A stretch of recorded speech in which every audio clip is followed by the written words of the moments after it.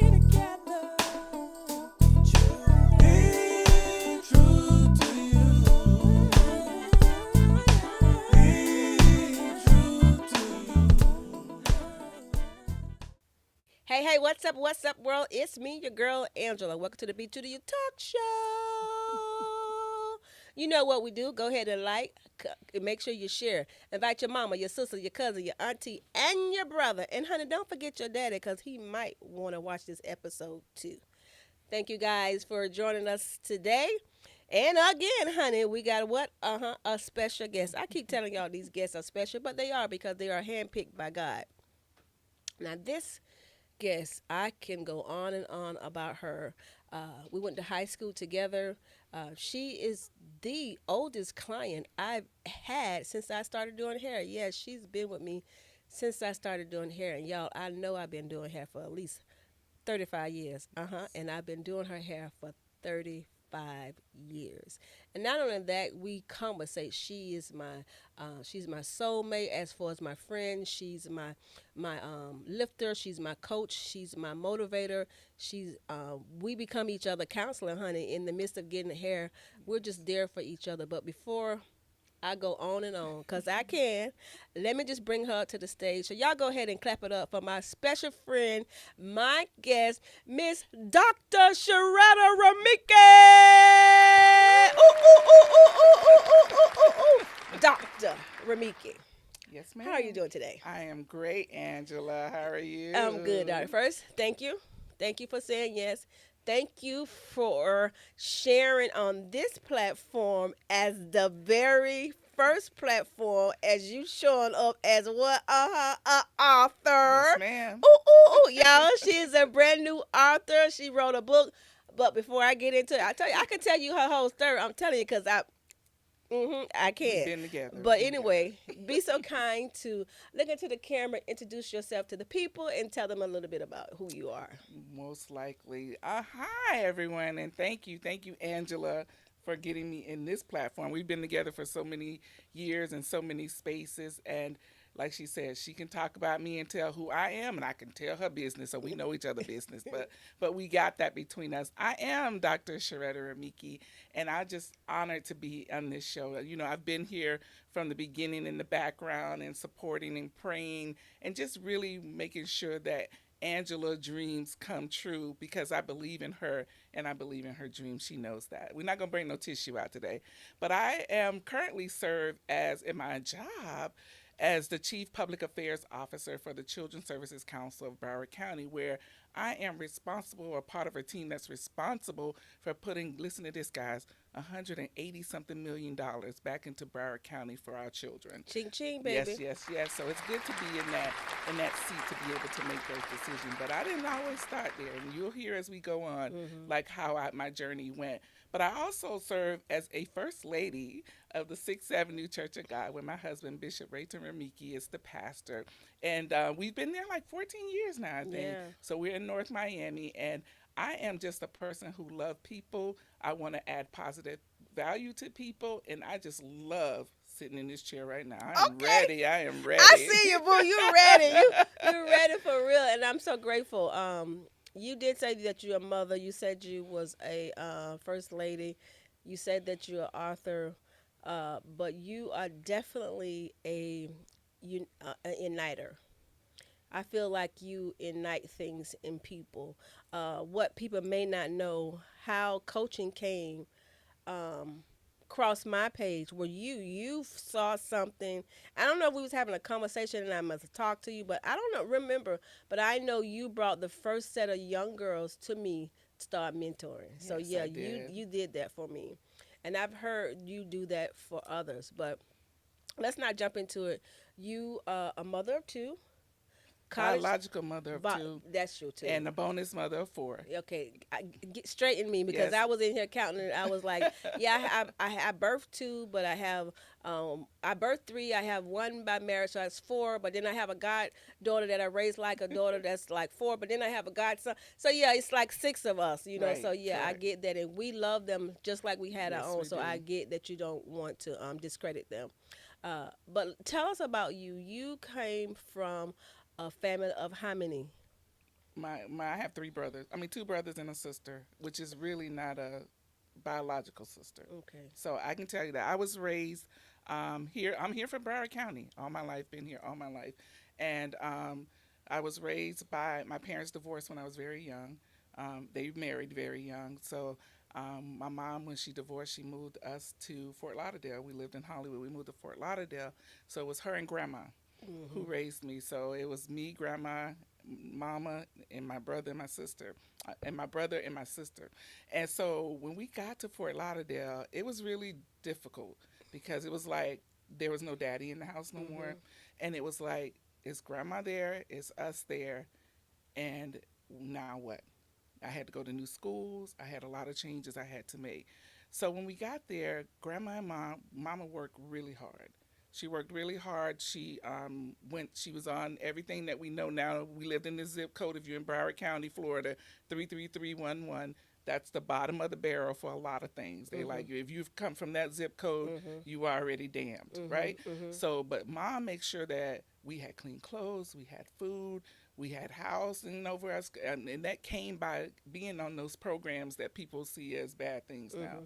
But I see them now as an opportunity for her to get her family comfortable and safe so we can grow and thrive. It's ability. Yes, Yeah. yes, not a disability. Ability. You're right. Yeah. So and they are not entitlements.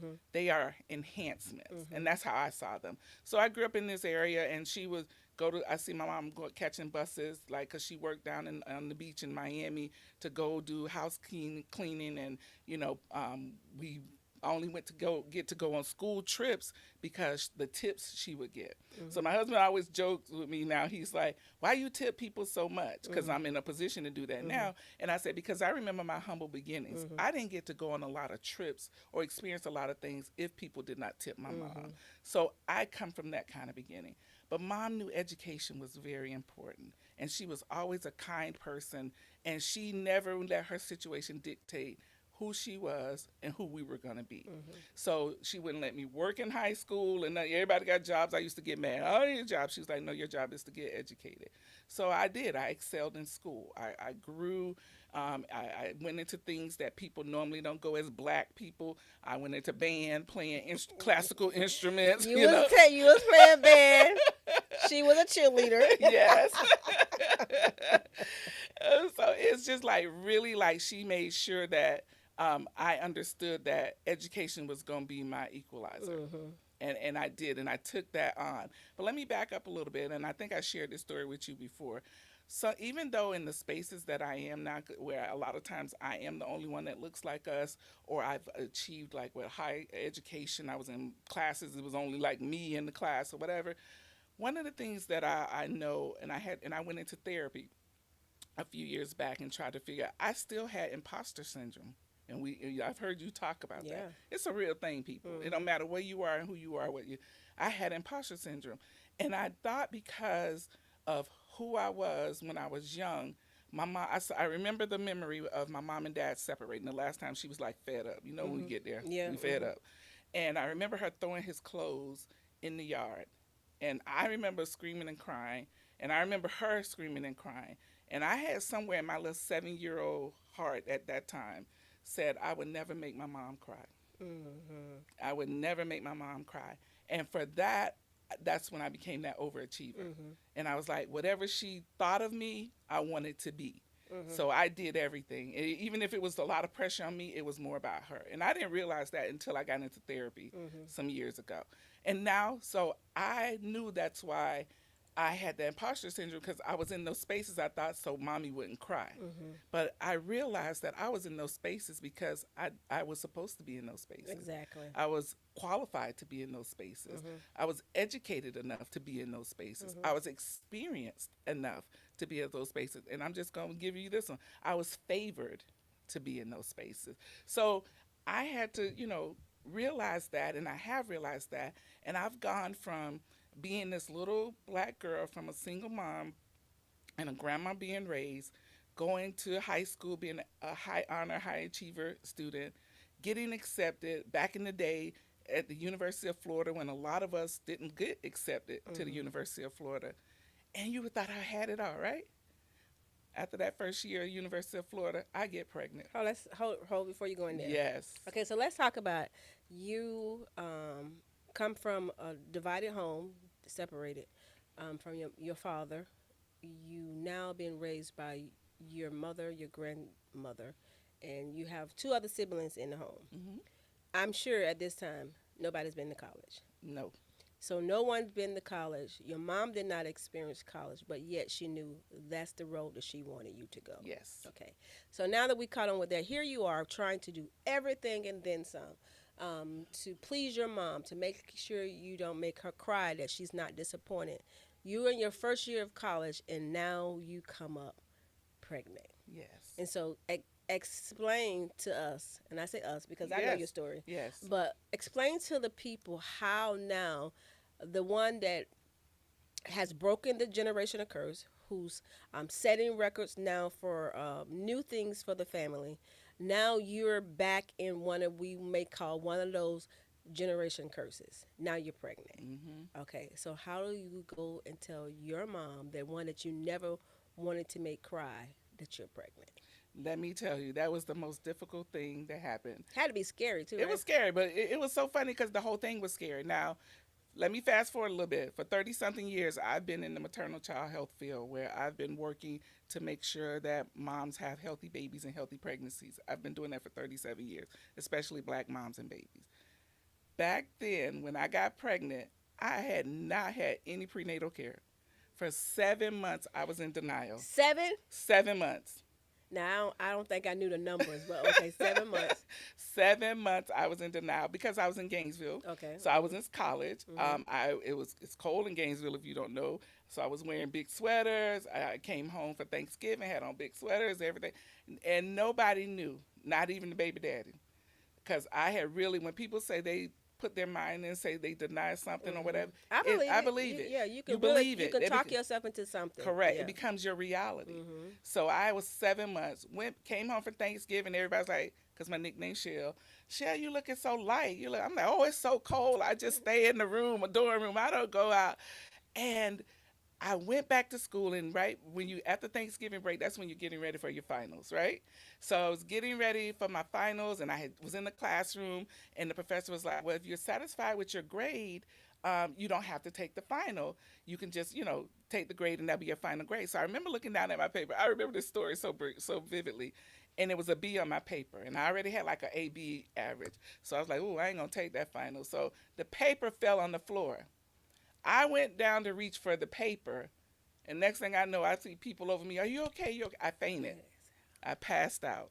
My iron was so low, so they called the paramedics to come get me at the university where I was in class, and I was embarrassed. And so when we went across the set, when the people, all the people that, when they had me on the stretcher, I knew I was fine.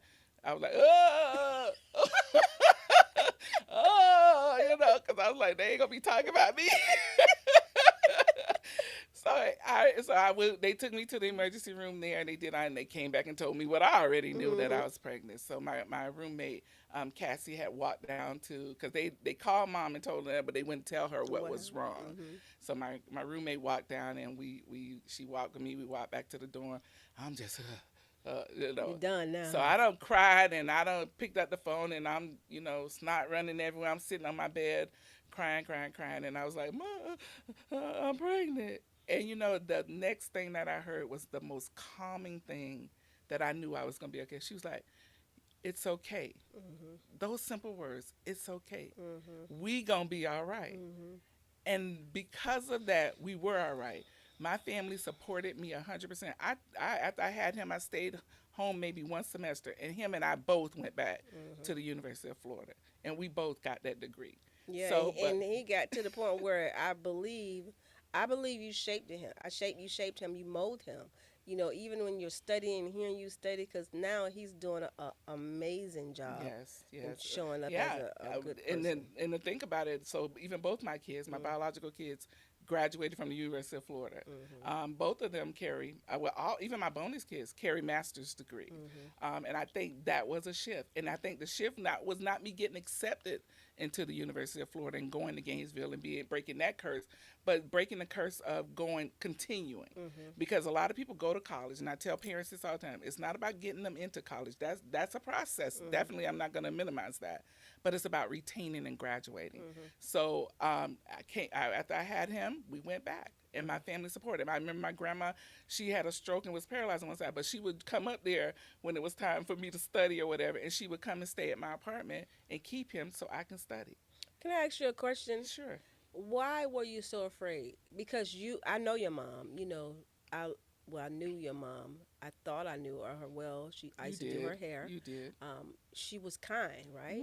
So in that kindness, I never heard Miss Glow, that's what we call her, raise her voice or yell at you. What made you so afraid to tell her? The disappointment. Disappointment. Because I remember my sister Mary.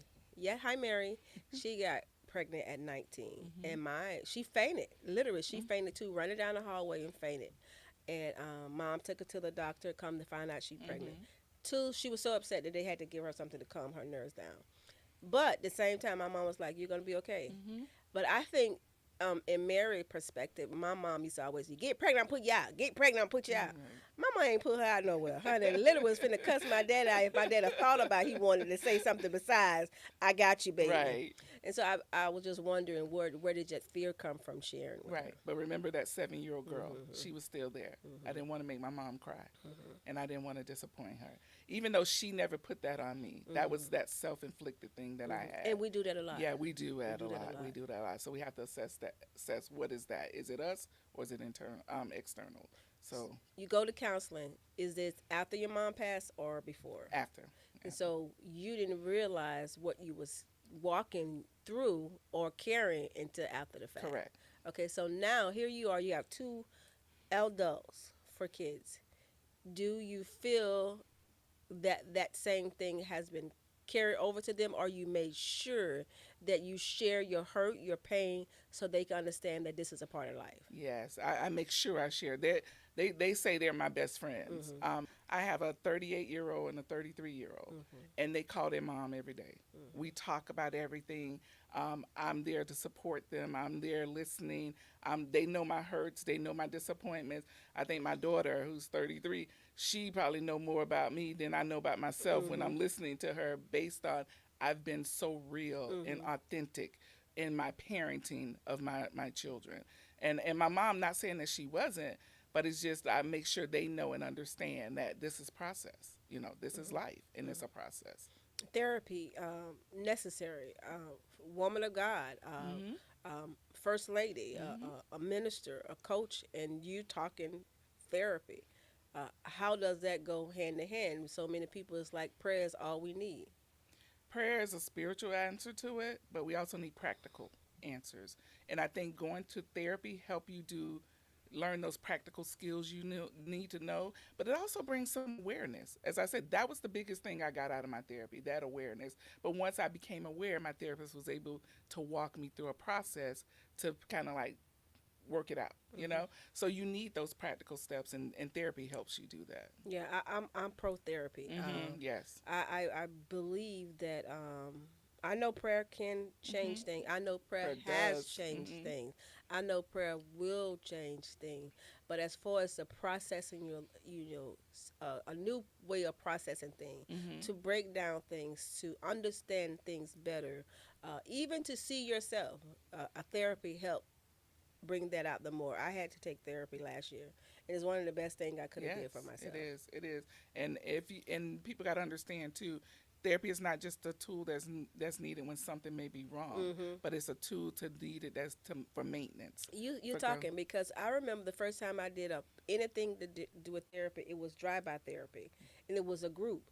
And I went just as to support someone. I was like, I ain't never been, because we feel like you go to therapy because you've been molested, you've been RA, you've been some form of abuse. I didn't experience any of those things. Right. So I thought, I don't need no therapy. Right. And going there and sitting there, yeah, we all need someone to talk to that doesn't have a dog in the fight and that's That's not right. going to judge you That's and right. to listen to you. But also, what the therapy did to me, it allowed me to see myself. Hmm. And so I think that is very Yeah, important. it's like an objective mirror, and that's what we need sometimes. We don't always need to see. They always say you see the man in the woman in the mirror, but what lens are you looking at?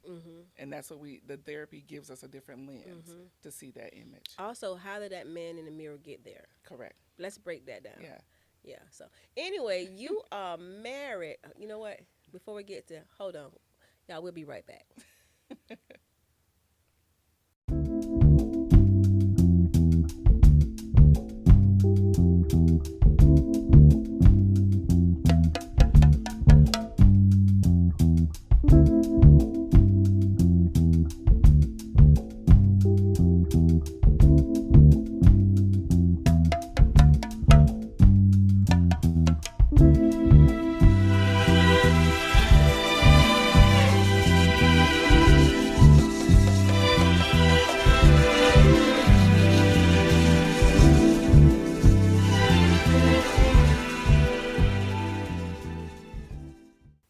Okay, so you're married. Yes. Uh, been married. Yes. How many years? 32. 32 years. Really? Because we're in our 29 this November. I knew you got married before me, but I didn't know it was that many years. Yeah. 32. Well, 32 in December. Okay. And you was there, one of the people that stood beside me and Woody when we got married. I mean, when I say you've been there, Yeah. since you've been there. But let's talk about marriage. Let's. Let's. You know, 32 years, people say, oh, wow, it had to be great from the beginning. Lies. It is when at the beginning you was thinking this is the best thing could ever happen to me. No. I'm gonna be honest. You know, I'm very honest. I'm real. Look, In the beginning. no, I'm not gonna tell you that. Okay. And this is what happened. Okay. Okay, so you know I was the quiet square girl. So my girlfriends got me started, and I never used to go out. And when my baby daddy acted up, my girlfriends say, "We taking you out," and they all hung around Jamaican clubs. So I was like, I didn't even like Jamaican because my mom used to date them, and I was like, I can't even understand what the heck they saying. How you dating them? So I take it that you married a Jamaican. You know it, love it, love it, yeah man. And so I was going out to club with them, and then I met this guy, and it was so funny because people love to hear the story of how we met. When I met him, he had on this Daniel Boone hat, raccoon hat, bopping through the club, and I'm looking at my girlfriends. I'm like, oh my God, what an idiot! You know, look at him. And then when you know, he would walk right over to me, talking about, "Man, bag your dance." I'm like, you begging what? Because I didn't know what he was talking about. He's like, bag your dance. I was like, no, we're leaving. So I said to my girlfriends, let's go. So we leave to go to the next club. Walk in the club, and guess who come bopping in? The Daniel Boone hat. Yes, the Daniel Boone hat. I'm like, I know it now. That was God. Like, you ain't running from him. But anyway, so eventually, long story short, we connected after that, start dating. I got pregnant. Second baby, not married. So I always probably I'm not going to be having all these baby daddies. I mean, I was like, I liked him. I was in love with him. But I didn't thought he would be my husband because I could say this now because it won't indict him. He was under the tree selling marijuana, weed, when I met him, and I'm a college Now wait a minute. degreed. Now see, we know degreed. stuff, but we don't know everything. Yes. Now I ain't know Ray was Yes, a yes, ganja seller. yes. Okay. He was trying. Okay, Let me put okay. it that way. He wasn't a professional one. That's okay, Ray. I tried too. I wasn't trying to sell gun. Y'all were trying to sell that you know that stuff that you parlay. I tried that, but I could. Yeah. Anyway, so won't God do it? Hallelujah. But the thing about him was, and this is why you got to listen to wisdom sometimes. So we hadn't decided to get married. I say this is who I was staying with at that time. But you know what? He used to come over and sit with my grandma every day. Grandma, like I said, had a struggle with paralysis. He would go there. He would sit and watch the stories with my grandma. He would be there with grandma. And I remember grandma saying to me one day, because I was like, this guy got to get a job, you know, because he would try. He would go out every day, try to get a job, you know, couldn't find a job. He worked in the construction field or whatever. And grandma said to me one day, she said, Shell, she said, baby, I don't know much about him, but I know he got a good heart. She saw his heart. And to be honest, that is what 32, no, we've been together 34, almost 35 years. That is what has been the sustaining grace, 'Cause- his heart. yeah, I was gonna ask you, is those well, I let me not assume or let me not think that the people know your story. Okay. Was it ever a time that you wanted out and those words from your grandmother made you hold on a little longer? Yeah, last week. No, just kidding. No, no, really. No, really. yeah. That is that those words make me walk down the aisle. Mm-hmm. Even when I'm walking down the aisle and my dad's walking me down the Mm-hmm. aisle and he tells me he gives it a year. Mm. Yes. So and that now he loves. Oh yeah, I know. My dad loves I my know husband. it. He call and asks about him before he asks about me. Mm-hmm, mm-hmm. So just knowing and remembering what grandma said, Mm-hmm. and those words stick to me like every day. Mm-hmm. My husband also, after we got married, he had a real gambling problem and an Mm-hmm. alcohol problem. He would leave on Fridays and I wouldn't see him to Sunday night Mm-hmm. when it's time for him to go to work on Monday.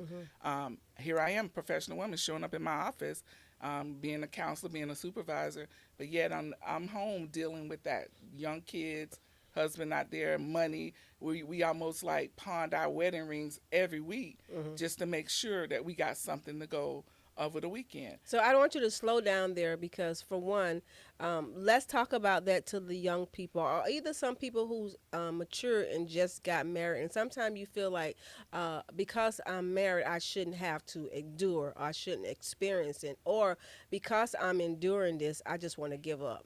And no marriage is the same, and there's no black and white on how you Correct. should run your marriage. But I'm someone who's experiencing some things like that. They're not sure whether or not they want to stay married. They're not sure whether or not this person is worth investing in. I like how you say that.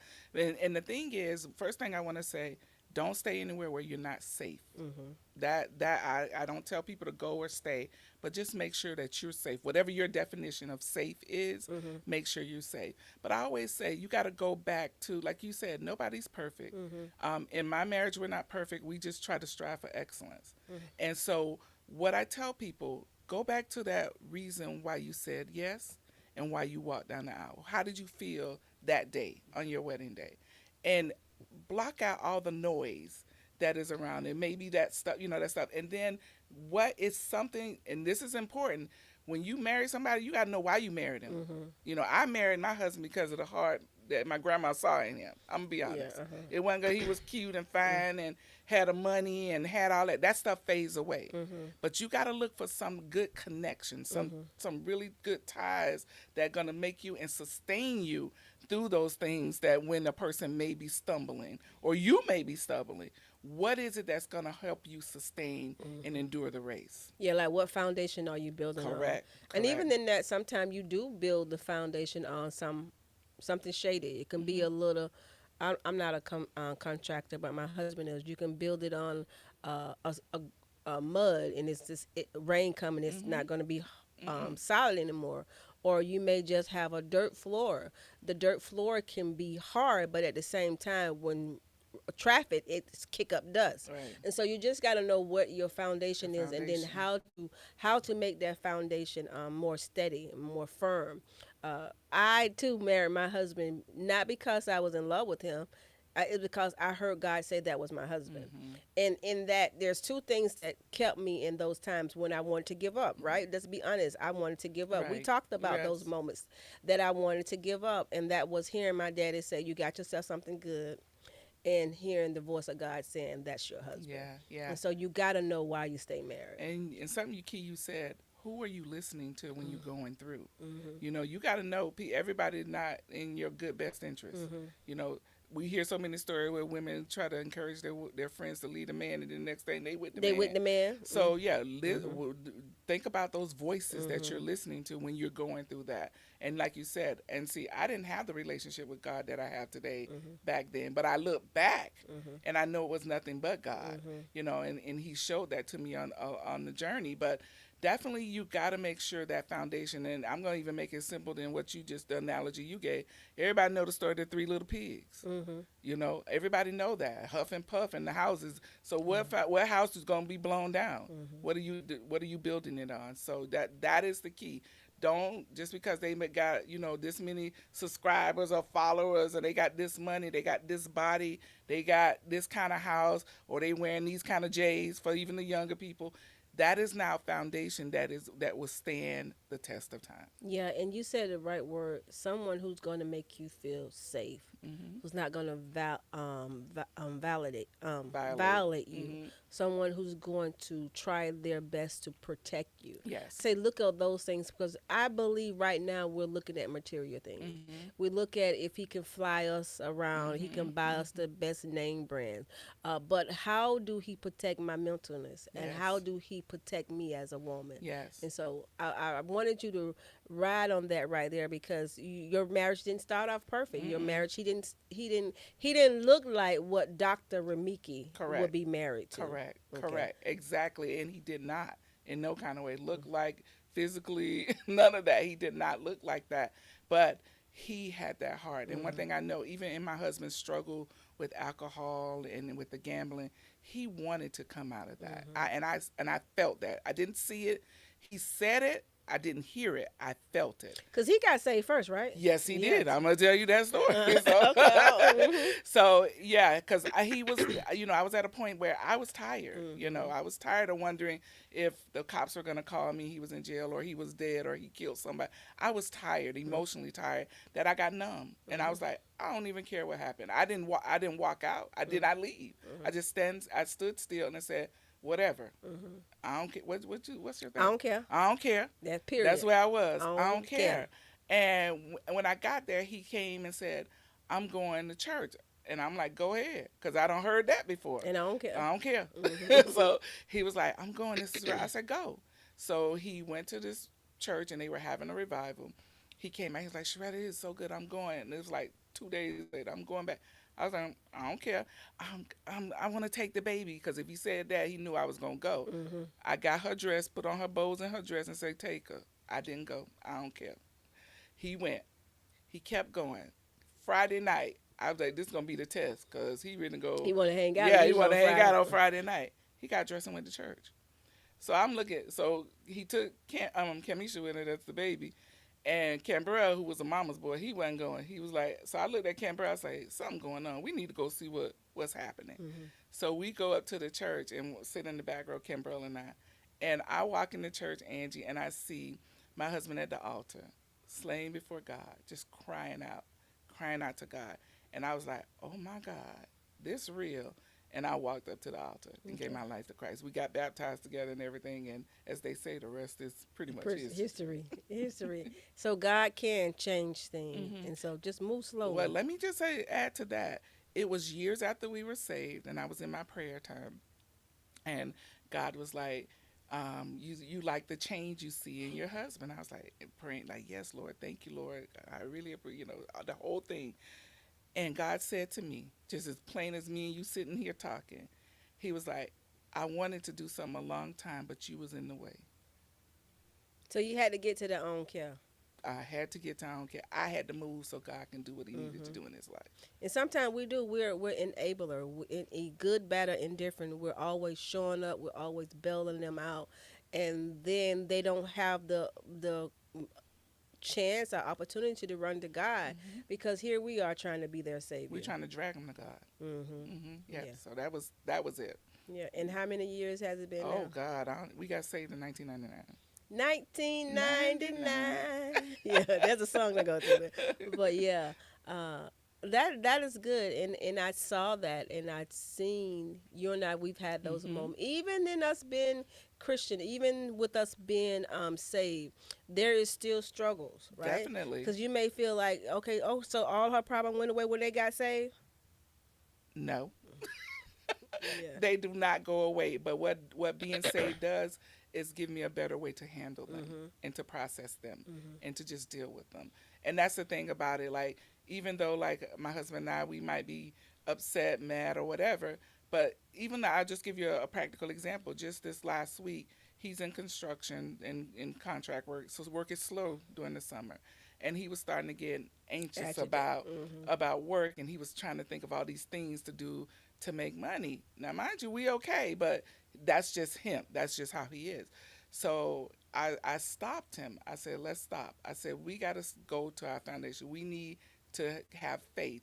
I said, I need you to pray and ask God what doors he can open for you, or what strategies he want to give you in this time.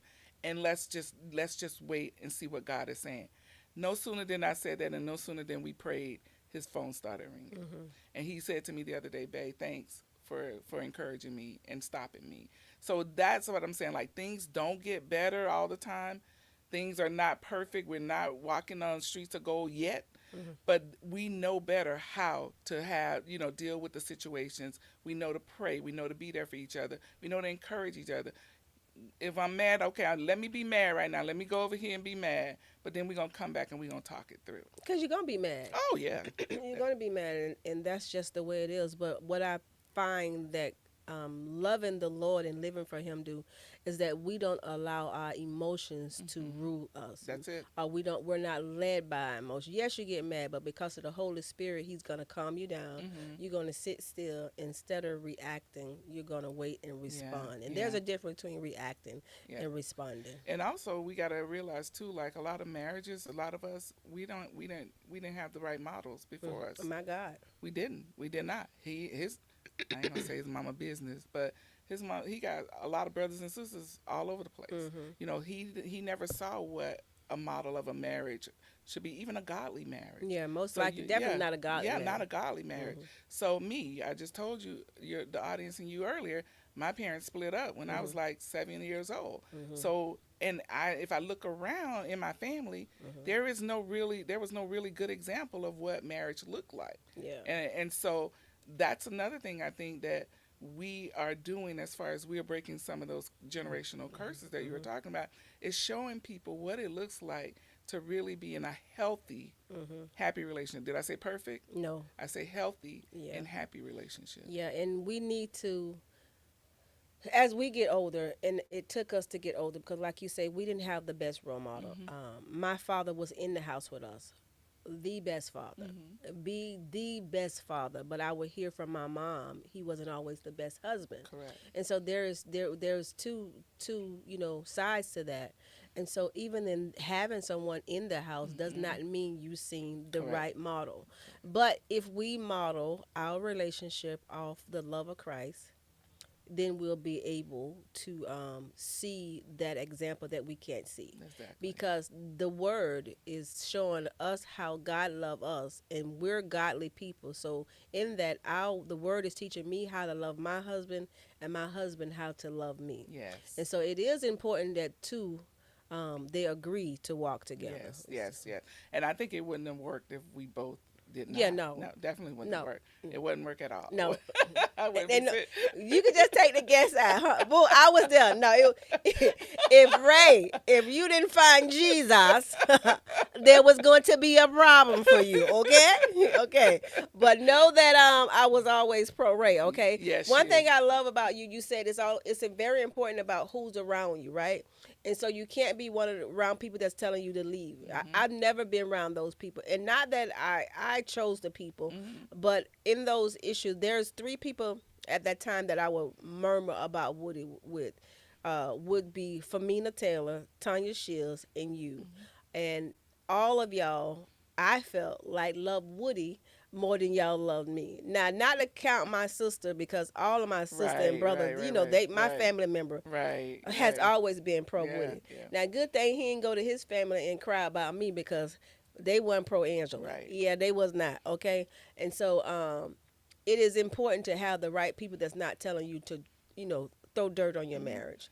But my circle at that time really, really spoke good of him, because sometimes you're so blinded about whatever it may be that you can't see the person, Right. and you need someone to help shine light on. Yeah. And I had that, and you had that, which make a difference. But we had that. Yeah, we had that in each other. Yeah. Yeah, it does make a difference. Yes. And so But and one thing for me, my person was my mom. Mhm. I mean, she was there when he was doing the gambling, the drinking, and everything. She never, ever said anything negative about Mhm. him. Never encouraged me to leave. You can do better. Mhm. Never came out of her mouth. And when she passed away, I think I know that was my mom. But For him, yeah, you would think that she birthed him yeah, because that's the relationship he had with my mom. that's true too. And he preached her eulogy, and he was like, yeah, he was like, I don't know how to do. I'm gonna do that. And then most don't know, like, mom died in October of 2009, and then we lost our 18-year-old son in was April 2010. So 6 months later. Mm. And when he preached the eulogy at our son's funeral, he was like, it was easier than to preach at mom's. Really? Because Yes. there's nothing like a mother's love. Yes. I remember when my father died or passed away. Hmm. Um, he wept like it was his father as well. Hmm. And my father never called him, even though my father, we got married in November. My father passed in February. Hmm. But we were supposed to get married in April of the following year, and my father was like, "Why y'all waiting so long?" So, make a long story short, my father never saw him as his son-in-law. Mm. He always said that was my son, Hmm. and so uh, I too did not have those people in my immediate circle telling me, Hmm. "Get rid of Right, him, throw him right, away." Truth be right, told, Woody didn't have any reason for me to throw him away. right. It was my immaturity, and I Hmm. could say that it was in my selfishness, and it was my desire for more Hmm. material things in finance. I never had any outside struggles with Hmm. him. Hmm. Maybe because him and the other people know that I'm a cuckoo for Cocoa Puff, and so I've never had to deal with those things. But Right. finance was my struggle with Hmm. Woody, Hmm. and so you got to know what you got, Hmm. and to God be the glory for that. Yeah, and Yeah, know what you're willing to tolerate and accept, and yeah, set those limits before mhm, you get in those limits. yeah, You know what I mean? So mhm, people don't wait until they get in and they're like, "Oh, I can't do this." But if mhm. you sat down and thought about it, and that's why I'm glad we're having this discussion about marriages, and especially black Black marriages, marriages. that you gotta. It's work. Mhm, It is work, and you gotta, just like you go to your job every day and perform and show up and expect to get mhm. paid. You got to show up in your Yeah, marriages the you same get way. out of it what you put in it. Correct, Yeah. correct. You got So to I was do going to that. ask you, how important is dating? 32 years. Are we still dating?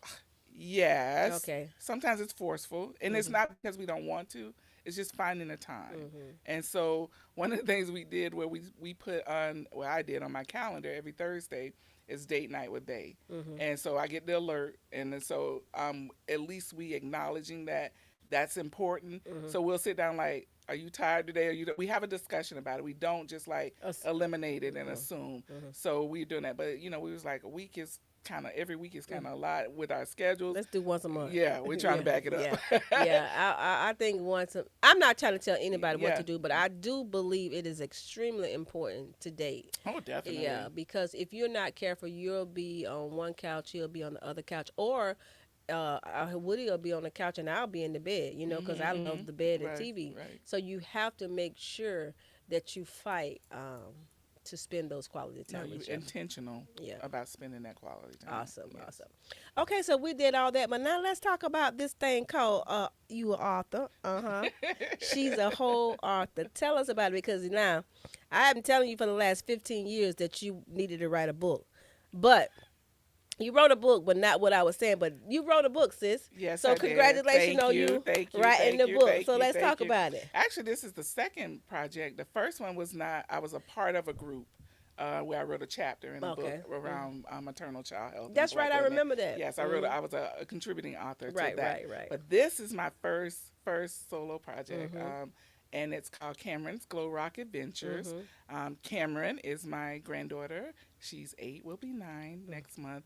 And when Cameron was born, I always said, I need to make sure that I leave a legacy for her. And I was sad over the years, as I thought about it more and more and more, that she didn't get that legacy of my mom, Mhm. because my mom had passed away before she was born. So, as you know, as you said, my mom was the most kindest person. She accepted any and everybody. I mean, I remember growing up time when people stay in our house. I'm like, why are these people in our house? Mhm. She was that person. So Cameron did not get an opportunity to experience that. So I decided I'm gonna write a book for Cameron that's gonna connect her those generational connections with my mom. Mhm. So that's Cameron's Glow Rock. Mhm. It's about Cameron growing up as an 8 year old in the world of today, Mhm. where people are feeling so disconnected. People are feeling like they're not important. They're Mhm. not, the value is based on certain things. Through this book, I want to teach people that everybody belongs. Mhm. And what's going to happen is Cameron finds this rock in a garden, and it glows. Mhm. She takes it home and hides it. And the rock comes and glows in her room and say that I am your voice of wisdom. Okay. I've been waiting on you.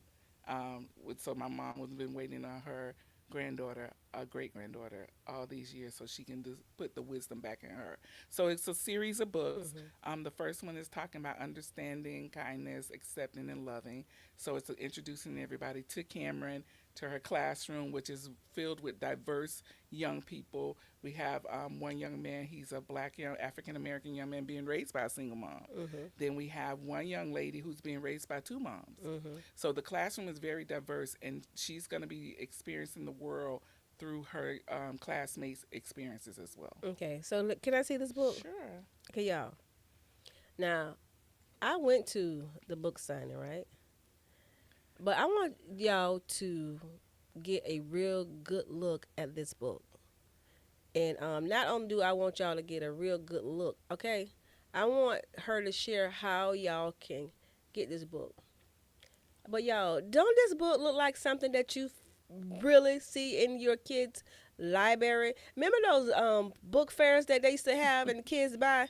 When I opened up this book, I was like, "Come on, friend." I'm telling you, Doc, this book is made. I mean, the colors, the you did a great job. Thank you. Not only did you do a great job with the pictures and everything, but the story in itself, you did an amazing job, y'all. And if y'all know her granddaughter, this thing kind of look like her for real though. I was like, God, and the daddy. Anyway, I digress. I love the way that you did the diversity. I love what you put in it for the graphics and Hmm. everything, the colors. You didn't just throw a book together and take it to the printer and stamp some. It's a real book, Doc. Yeah, and let me And you just did say something amazing. about that. Thank you for that. And the fact is, something is happening. God is doing something through this process that I did not even expect. He's putting me in a place based on the quality of what I put Mhm. out. And let me say, that's an investment. Mhm. People want to put books and stuff together, but don't want to put money into it Mhm. behind it. I put money behind my dreams. Mhm. That's an investment. But what God is doing now, people are reaching out to me like for like as a consultant on how to go through the process. Okay, so you finna start being a consultant and you finna start Ah, doing your yes. seminars, ain't it? And some Yes, doing some ma'am. class. Yes, And if ma'am. you can't come in her person, you could get a Zoom, baby. It don't matter where you at. You Yeah. can connect. Yes. Yeah. And that's it. It's not even just about the journey of writing the book because that's in me. Mhm. The story is in me. Hold that part. Yes. The journal of writing the book. Listen, you know what? Hold on. We'll be right back. Okay. Cancer Has No Boundaries annual event. The event is hosted by the Lewis sisters, Angela Lewis Warren, Sheila O'Brien, and Mary Lewis. The event is in honor of our mother, Willie Lewis, who beat lung cancer, and in honor of our uncle, the late Congressman, John Robert Lewis, who lost a fight to pancreatic cancer. Nominate someone you know that has fought the battle with cancer and won or fighting the battle, and someone who has nurtured a loved one during their journey of cancer. We would love to honor them. November 1st, 2025. Time 7 p.m. to 11 p.m. Cost $75. Thank you in advance. Okay, we back. Now, I wanted you to hold a thought because when you talk about writing the letters, baby, nobody can put no words together like Dr. Sharetta Remikie. Wait, And prior to chat. oh, period, Pooh chat ain't got nothing on you. That's right.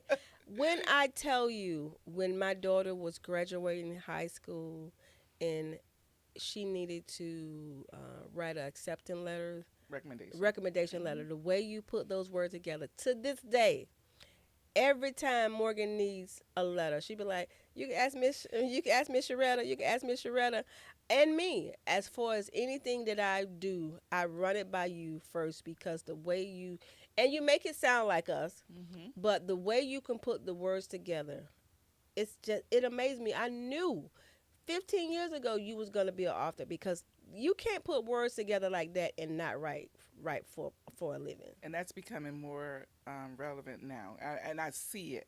Like God is really showing me that. Like this is my season of writing. This not really wasn't supposed to be what I thought my first book. Because of the work that I've done with moms and babies and women around pregnancy and pregnancy loss, I thought that was going to be my first book. My dissertation is based on supporting women who have had a pregnancy loss and then able to have a baby and talked about put their voice into the research. So that's was I thought was supposed to be my first book. But since this came out, with the Cameron and everything, and this, I think what this did was get me comfortable with the process. It opened some doors. Yes, open the door, get me comfortable with the process. So now, brand new announcement on here, I'm in the process of writing the second book, and it's about women, and they're putting a voice to them around the pregnancy loss. And what gave me the motivation to go ahead and write that book is that years ago I was with one of my employees who became one of my good friends. She was pregnant. She worked for me. We worked for an organization that went to people's home, women's home, and educated them on how to have a healthy and happy pregnancy. She was pregnant as well. She went to the doctor around Thanksgiving. Because of their scheduling situation, they put off her regular appointments because of the holidays. She was overweight. She was borderline diabetic. They never treated her for that. And so she was having some issues that were not listened to. Well, she went to the doctor. The doctor's like, well, just go to the emergency room because whatever happens has happened. And don't, there's no sense of getting any frantic. Just go. That's how the doctors told her and her boyfriend to go to the hospital. So she calls me. I immediately leave the office and go to meet them at the hospital. So she would, long story short, she went through the process to deliver the baby. They induced her labor. Come to find out, the baby had died in her. The baby had died. So they made her deliver. Right. So they made her deliver. So this was a stillborn. And one of the things that experience changed me, even though I was doing that work for a few years, but by then, being in that room and experiencing that with her, I knew that so much more need to be done to help us advocate and give a voice for women going through that same situation. But the thing that hit me, and I remember this even to today, that when the baby came out, it was traumatic because they were trying to make her push. She couldn't push. Eventually, they end up doing a C-section. But what really hit me was that, when a woman delivered, the first thing you hear is the cry, they slap the baby. This was silence. So my next project, and I don't know if I should be saying it, but I am going to say it because I'm here with you, and I guess God is leading me to say it. The next book is going to be called Loud Silence. What is happening in that silence when women are not able to have healthy, happy pregnancies? So I'm writing about those experiences. Oh, I know this is going to be great. And I cover the name that no one can try to steal it in the name of Jesus, and nothing will hinder because what God has for you, it is for you. In Jesus' Okay. name. So thank you for that. You've done great work, and that's how we met and connected. You brought your young ladies who were either Correct. pregnant or had babies, and you brought them over to me, and we talked to them about this is how this is just going to transition, and we talked about in their care, their self-care, how they show up. And I wanted to say you look amazing. Thank you. You taught me well. You you look amazing, really. Thank you. I love your hair. But one thing I love about you is that no matter dressed down, dressed up, casual, going to the beach, you look good. And I always tell you that you should be a vlogger. You should do for full size, plus size vlogger because you always put yourself together. Your clothes are not tight. Your clothes are not ragged. You're not just wearing stretch pants and a t-shirt, because sometimes I feel like some people just put on anything. And I just love the way you carry yourself, your image. I just love that. And so I wanted to tell you that. Thank you, and I appreciate that. And that's something from long time. And it also is a point of connection I've had with a lot of young women that are plus size. I remember in my first church, there was a young lady who was plus size, and you could tell her self-esteem was not that good. She was in middle school or going to high school, and I just gravitated to her, and I was like, you are a big, beautiful woman, black woman. I said, you carry yourself that way. Well, now she's 37, 38, and we're still connected. Mm-hmm. And I modeled that behavior because I'm like, we need these images in front of us. Mm-hmm. Okay, out there now, social media got so many things, so many, and I still, and you guys you talked about it. I want to walk in grace. Mm-hmm. I want to be like, I'm a person who's comfortable where I am. I'm authentic. Yes, I show up in boardrooms with blue hair. I show up on pulpits with blue hair and big earrings. Uh-huh. Yes, I'm still saved, and I'm still a first lady, and I'm still a chief, whatever. But I'm me. Mm-hmm. I'm me, and I'm comfortable in being me. And I want people to understand that. Don't try to, fit into what you think people think you should be. Mm-hmm. No, we're going to talk about it. Know who you are, and then work on that. Mm-hmm. That's what you're responsible for. Yeah. And that's what I do. I just show up. Yeah, you show up looking good, sis. Thank you. And I just want to tell you thank you Thank for you. that. Thank you. So listen, if you know someone who's watching, there's a viewer that's watching who maybe didn't want to disappoint their parents as well. Someone who felt like they made a mistake in life and their life was going to be doomed because of it and wasn't. Or someone who just struggled in their marriage. I don't know what God has on your heart, but if you have something that you want to share with the viewers at this time. I will. All I'm going to say is, first of all, thank you. I'm enjoying myself. Thank you, Sharetta. But you are worth it. You are worth the work, and that's the thing. If I can leave that phrase here with everybody, you are worth the work. Why? Because God created you. He knew you when you were formed into your mom's womb. So He don't create junk. Mm-hmm. He don't create failures. It's sometimes the choices we make, because He do give us an opportunity to make choices. Mm-hmm. So sometimes the choices we make may lead us down that, but that's not who we are.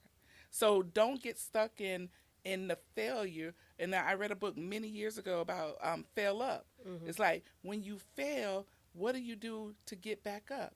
And when you fail, the deeper you fall, the more you can go forward. Mm-hmm. It's just up to you how far you're going to pull back and let go. Mm-hmm. Yeah. Mm-hmm. So it's not our destination.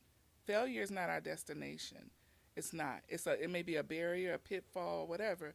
But just being whole, healthy, and everything that God has called you to be, that's your destination. Mm-hmm. So the journey is hard, but you are worth the work. You worked it. Okay. Mm-hmm. So do me a favor. Tell them how we can get this book.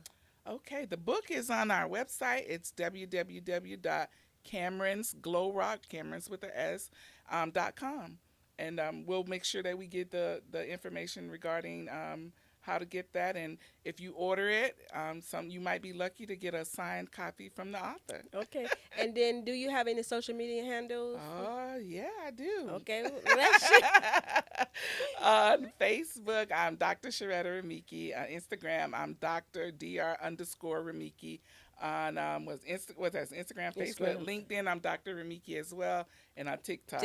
I'm Dr. Remikie. So for you're taking speaking engagement, Yes.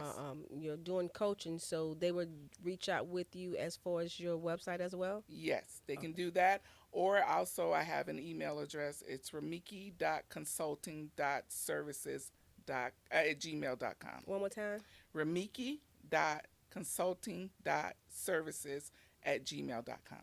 Awesome, thank you. So, do you feel like you want to share anything else with us? You got anything you want to say? I just want to say I am so happy to be in this chair finally. Tell them about it. Because it was We've been trying to get this to work, competing schedules and everything, but everything that I've done important in my life, any announcements or whatever, you've been the first one. When I became a doctor, mm-hmm. I announced it at one of Angela's events. And I want to thank you for creating a authentic, genuine platform for people to be true to them. Yeah. Because it's not just a platform that you created, but it's a lifestyle that you have lived. And I can say that. Thank you. I'm tried and tested. I can say that. Mm-hmm. And so I want to thank you for doing that. And don't let nobody change you. Thank You hear me? I hear you, Mama. Okay, you know. No, Chica. Chica. I was going to say, don't let nobody change you. Those are for you. Those who need to be with you will be with you. All the rest of it would kick rocks. She told me that. See that? This is a private conversation, but not really because it's on YouTube. Yes. Nevertheless, but yeah, thank you. Thank you for always being there in my rough spots as well as to share my ups as well as my down. You've been really do there for the downs, but I thank you for that because it is so necessary to have someone there that sees the good in you when you don't see it in Yes. yourself. And so I love you for life, friend. Ditto. I love you for right. Ditto. Y'all, well, that is it. We had the great, the one and only Dr. Sharetta Remikie. Yeah, she's a jewel for real. In the blue hair, y'all. Can't nobody wear the blue hair like her, okay? The blue hair. And she's who she is. She's the epitome of be true to you. Your life is not perfect. It's what you make it. Even marriage, children, they are not perfect, but it's all about what you put in it. You get out of it what you put in it. And so don't allow your negativity to speak louder than those things that God has said about you. Go out and realize that this life was created just for you. You are who you are because this life, and God built this life because He knew you can handle it. So go out, be great, let your light shine. Remember, greatness created you, greatness is in you, greatness is for you. Great you will be. This is your girl Angela with the BTrue2U Talk Show. See you next week. I love you and I mean it.